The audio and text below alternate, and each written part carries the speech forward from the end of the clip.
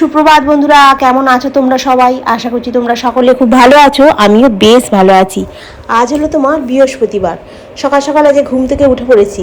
বাইরেটা একটু আগে পর্যন্ত বৃষ্টি হচ্ছিল, আকাশটা মেঘ করে আছে। আবার মনে হয় কিছুক্ষণ পরেই বৃষ্টি নামবে। এখন বর্ষাকাল তো, বর্ষাকালের মেঘ যেখানেই জমে সেখানেই সাথে সাথে বৃষ্টিটা হতে শুরু হয়ে যায়। এখন ঘড়ির কাঁটা 5টা বাজে পুরো। আজকে ঘুম থেকে একটু তাড়াতাড়ি উঠে পড়েছি, কারণ কালকে না একটু দেরি হয়ে গেছিলো, সবেরই দেরি। কারণ একটু ঘুম থেকে উঠতে মানে দেরি হয়ই না, বর্ষাকাল তো, বাইরে বৃষ্টি হয়, মাথার উপরে একটা পাখা চলে, গায়ে একটা চাদর পরে, বেশ আরামে ঘুমটা হয়। সকালবেলা একবার ঘুমটা ভেঙে গেলে আবার একবার পাশ ফিরে ঘুরে শুলে ব্যাস আর দেখতে হবে না। মানে ঘুমটা তো ভালোই হবে, কিন্তু কাজের দফারফার হয়ে যাবে। মানে ঘুমটা ছেড়ে কোনটা করবো চোখে কানে দেখতে পাওয়া যাবে না। সেই জন্য আজকেও ঘুমটা আসছিল, কিন্তু বলি না আগে উঠে পড়ি বলে ঝটপট করে উঠে পড়েছি। উঠে মুখটুক এখনও ধোয়া হয়নি, এমনি না আগে একটুখানি ব্যালকনি থেকে ঘুরে আসি, আকাশটা ওয়েদারটা কেমন আছে একটু দেখে নিই। দেখে নিয়ে তারপরে গিয়ে বৃহস্পতিবার গেটের সামনে, এমনিতেই রেগুলার আমি গেটের সামনেটা ঝাঁট দিয়ে জল দিয়ে দিই, কিন্তু বৃহস্পতিবার মানেই একটু আরেকটু পরিষ্কার করা আর কি। হ্যাঁ, দিয়ে ঝাঁটার দিয়ে জলটাল দিলাম। আমাদের এই 2-3 দিন হলো মানে সিঁড়িটা তোমার ঝাঁট পড়েছে, ঠিক আছে? তো সিঁড়িটা একটু পরিষ্কার আছে ভগবানের কৃপায়। দেখেও যেন চোখেরও শান্তি, মনেরও শান্তি।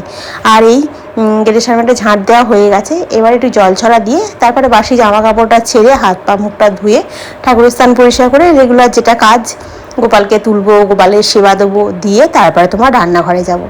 রান্নাঘরে গিয়ে একটুখানি আদা দিয়ে চা করবো। কালকে রাত্রেবেলা তোমার সমস্ত বাসন টাসন মেজে গুছিয়ে রেখে দিয়েছি একদম, সকালবেলা যাতে কোনো ঝামেলা না হয়। আজকে যেহেতু তাড়াতাড়ি ঘুম থেকে উঠেছি, আজকে সকাল সকালে একটু চা করবো, চা করে খাবো।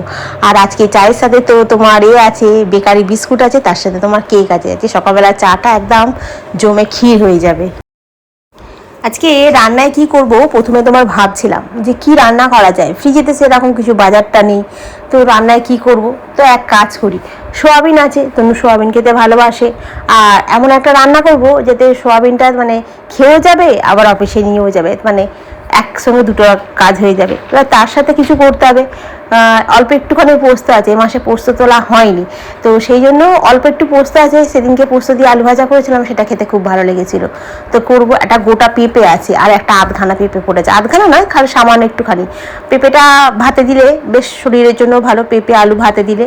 আর ইদানিংকালে দেখি তনু পেঁপে আলু ভাতেটা খাচ্ছে, আমারও ভালো লাগে, খারাপ লাগে না। তো সেই জন্য একটু ভাবছি পেঁপে আলু ভাতে দেবো, একটুখানি পোস্ত দিয়ে আলু ভাজা করবো, তার সাথে তোমার সোয়াবিনের তরকারি করবো, একবার একটু বেশি করে করবো, যাতে একটু রাত্রিরেও হয়ে যায়। মানে সকালবেলা খেয়ে যাবে, আমি দুপুরবেলা খাবো, অফিসেও নিয়ে যাবে, আর রাত্রিবেলা যেটুকু থাকবে সেটুকু দুজনের জন্য রুটি দিয়ে হয়ে যায়। ডিমটা ফুরিয়ে গেছে, আর ডিমটা ফ্রিজে একটাও নেই। এবারে ডিম আনতে হবে, ডিম নিয়ে আসতে হবে, আর একটু বাজারও নিয়ে আসতে হবে। বাজারও সেরাম কিছু নেই, খালি অল্প একটুখানি কুমড়ো পড়ে আছে, আর তোমার পুঁই শাক পড়ে আছে, আর 2-3টে তোমার টমেটো পড়ে আছে, আর আছে আম আছে একটু, আর তোমার পেয়ারা আছে, জানো তো। আমার পেয়ারাতে তোমার সবজি হিসেবে কাটা যাবে না, ওটা টিফিনেতে দিই, মানে 3টে টিফিন বক্স যায়, একটাতে রুটি যায়, একটা তরকারি যায়, আর একটা কিছু ফল দিই, যেটা যখন থাকে আর কি। এখন আমের সিজনে একটু আম আছে, এখন আম তো মোটামুটি 80 টাকা কিলো পাওয়া যাচ্ছে বাজারে, সেই জন্য নিয়ে আসি। আর পেয়ারা নিয়ে এসেছিলাম সেদিনকে, পেয়ারা আছে, তো সেই জন্য ওগুলো একটুখানি কেটে দিয়ে দিই। আর আমার গোপালকেও দেওয়া হয় ভোগেতে, পেয়ারা একটু আম, হ্যাঁ বেশ ভালোই। আর আমি নিজেও খাই, ভোগেতে গোপালকে দিই, ওইটা আমি খেয়ে নিই। চলো, চা হয়ে গেছে, এবারে চা আর কেকটা দিয়ে তনু তোমাতে এখন একটু বসে খাই, খেয়ে দিয়ে তারপর তোমার রান্নাঘরে আসবো।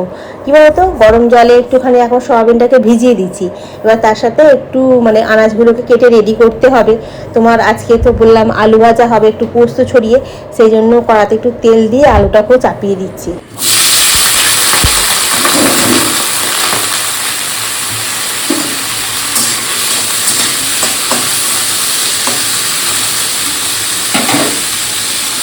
এখন রুটি হবে, আটা মাখতে গিয়ে দেখি আটা ফুরিয়ে গেছে।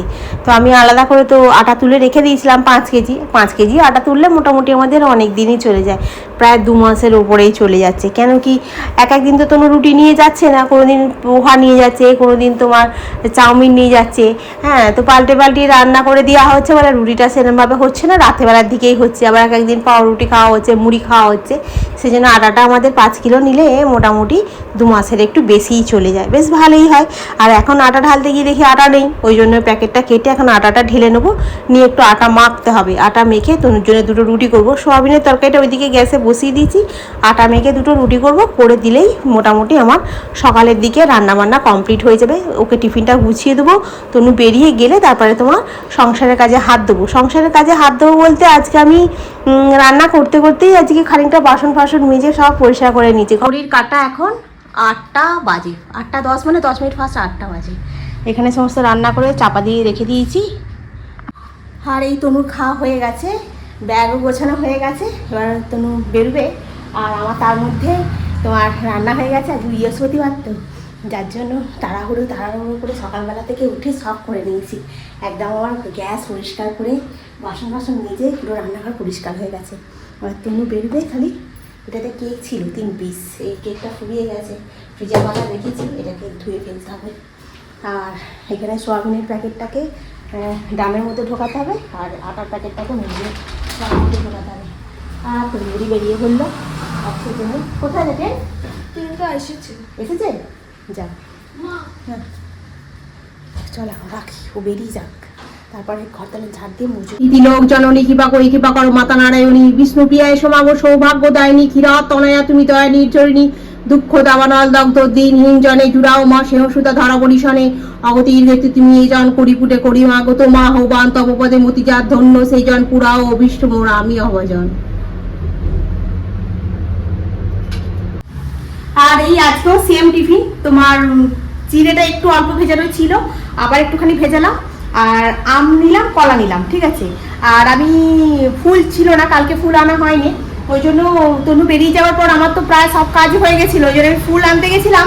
আর ডিমটাও ফুরিয়ে গেছিলো, ওই জন্য ডিম বাজার কিছু নিয়ে এসেছি করে তোমাদেরকে দেখাচ্ছি। আর তার সাথে ফুলটাও নিয়ে এসেছিলাম। আর এই পুজো হয়ে গেছে, এবার এখন ডিমটা খাই, খেয়ে দিয়ে তারপরে কি বাজারটা নিয়ে আসলাম দেখাবো। তার সাথে সাথে একটুখানি বুঝি জামা কাপড়গুলো কেচেছি, শুকনো করতে তো তুমি শুকনো করতে দিতে পারছিল, এত বৃষ্টি হচ্ছে, ঝম ঝম করে বৃষ্টি হচ্ছে। ভালোই হয়েছে, বৃষ্টিটা হোক, হলে বেশ ভালোই লাগে। জল জমতো, কিন্তু ড্রেনটা পরিষ্কার করে দিয়েছে বলে না জলটা জমে না, বেরিয়ে যায় এখন। আর টিফিন খেয়েছিলাম, খেয়ে অনেকক্ষণ বসেছিলাম, বসে বসে কী করবো, ফোনটাকেই দেখছিলাম।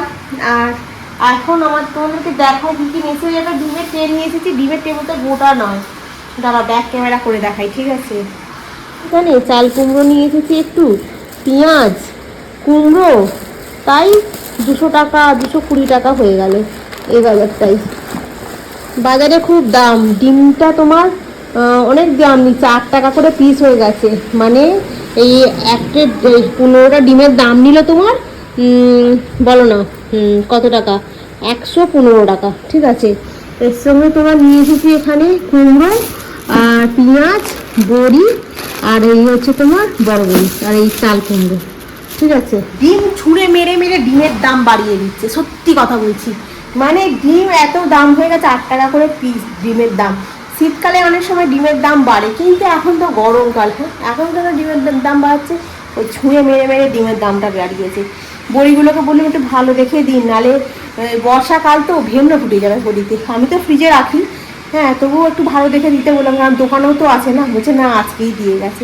ওই সব কিছু ঢেলে গুছিয়ে রাখবো, আর ডিমগুলোকে ধুয়ে আর ডিমের জায়গাতে রেখে দেবো। আর সকালবেলা পুজো হয়ে গেছে, আমারও ভোগ খাওয়া হয়ে গেছে ঠাকুরের, কিন্তু এখন তো গোপালকে খেতে দিতে হবে, গোপালকে দুপুরের ভোগ দেওয়া হয়নি, 2 বাজে আছে।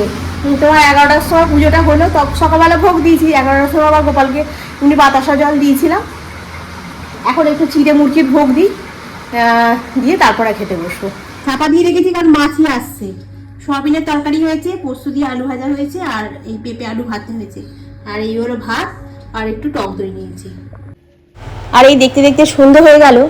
দুপুরবেলা ভাত টাত খেয়ে একটু শুয়েছিলাম, কিন্তু শুয়ে শুয়ে দেখলাম ঘুমটা আসছে না। ঘুমটা না এলে দেখবে বেশিক্ষণ শুয়ে থাকা যায় না, ওই জন্য বলি না উঠে পড়ি। উঠে 12টায় এসে দেখলাম সন্ধ্যে সন্ধ্যে হয়ে আসে না, যে সন্ধ্যে দিয়ে দিই, বৃহস্পতিবার একটু ধুনো দিই, ধুনো দিলে দেখবে বেশ ঘরটা সুন্দর একটা গন্ধ ছাড়ে ধুনো, আর মনটাও দেখবে ভালো লাগে। আগের দিনের ব্লগেতে মধুমিতা কমেন্ট করে জানিয়েছো যে ভগবানকে তুমি যেভাবেই দেবে ভগবান ভক্তি করে সেভাবেই ভগবান গ্রহণ করবে। হ্যাঁ আমি তো কোনোদিন জানি না না কলা যে কাটতে নেই, ভেঙে দিতে হয়।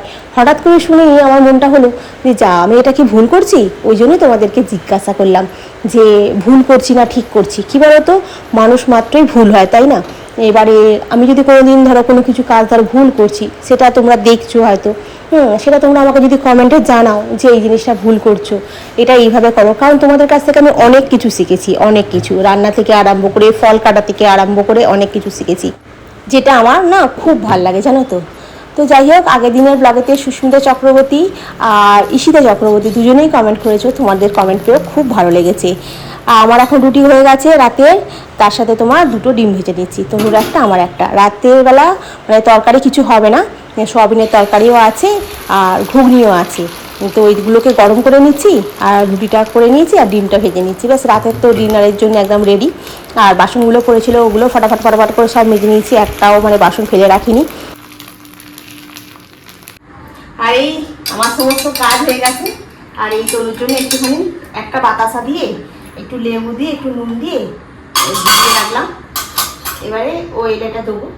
আর এখানে রুটি, ডিম ভাজা, ওখানে সয়াবিনের তরকারি, আর কালকে যে ঘুগনি করেছিলাম ঘুগনিটা একটু আছে, পেঁয়াজটা কাটা আছে, বাসনগুলো সব মেজে নিয়েছি, ব্যাস। আর মুখ ফুক ধুয়ে পরিষ্কার করে নিয়ে জামাটা চেঞ্জ করে নিয়েছি, হলুদ রঙের জামাটা পরেছিলাম, আর এই জামাটা আবার চেঞ্জ করে নিলাম, কারণ বাসন বাসন মেজেছি তো পুরো জামাটা পুরো ভিজে টাল হয়ে গেছে। আর এই বর্ষাকালেই বলো, গ্রীষ্মকালেই বলো, শীতকালেই বলো, আমি ভিজে জামা কাপড় পরে থাকতে পারি না। আর সমস্ত কাজ বাজ করে না বাসন বাসন মেজে নিলে এই জায়গাটা পেটের কাজটা ভিজে যায়, আর এই সাইডে হাত মুছতে মুছতে সাইডটা পুরো ভিজে যায়। ওই জন্য পুরো ছেড়ে একদম টিপটাপ হয়ে নিয়েছি। তেমন এ করে চান দিলে আসলেই খেতে দেবো, ব্যাস। আর কোনো কাজ নেই। এবার 2-1টা যে বাসন, ও বাসন আমি রাত্রিবেলা মাছ দেওয়ার পরেই রেখেও দিতে পারি, কালকে সকালবেলা উঠে মাজতে পারি, মানে চাপ কিছু নেই। আর সমস্ত কাজ হয়ে গেছে, খালি আসলে তাওয়াটা মেরে দেবো, দিয়ে মুখ ফুক ধুলে খেতে দিয়ে দেবো। তো চলো বন্ধুরা, আজকে সারাদিনের গল্প শেষ। বৃহস্পতিবার সারাদিন বেশ ভালোই কাটলো। তো চলো আজকে রাখি, কালকে আবার তোমাদের সঙ্গে দেখা হবে। তোমরা খুব ভালো থেকো, সুস্থ থেকো, খুব সাবধানে থেকো। Good night.